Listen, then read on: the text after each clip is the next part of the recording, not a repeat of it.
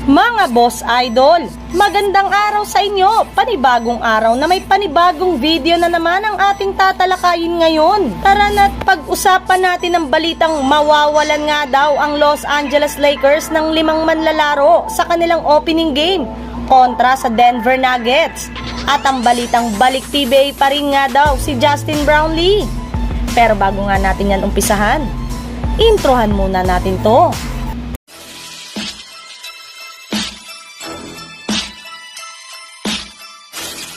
Halina't pag-usapan natin ang balitang mawawalan nga daw ang Los Angeles Lakers ng 5 manlalaro sa kanilang opening game kontra sa Denver Nuggets.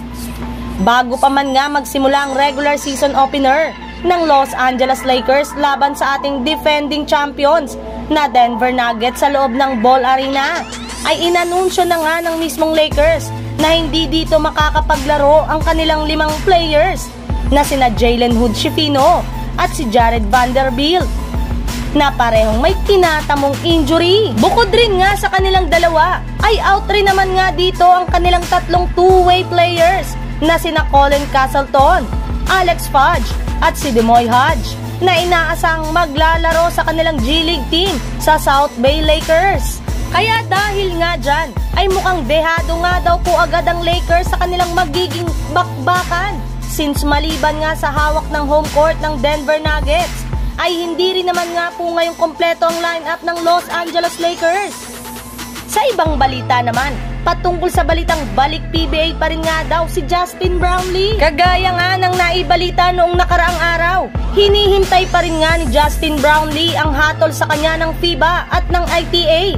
At kasabay nga dyan, ay may lumabas nga na balita na mas pipiliin pa rin nga daw po nitong bumalik sa Pinas sa mga susunod na araw. Yes, balik Pilipinas pa rin naman nga si Brownlee. Gayong naniniwala nga sila na makakapaglaro at makakahabol pa siya sa lineup ng Barangay Ginebra sa darating na PBA Commissioner's Cup na magsisimula na sa November 5. May lumabas rin nga na balita na kahit anuman nga daw po ang maging desisyon ng FIBA, ay tutulungan pa rin nga ng PBA at SBP si Brownlee upang sa ganun ay mapaikli ang suspension sa kanya sa Barangay Ginebra.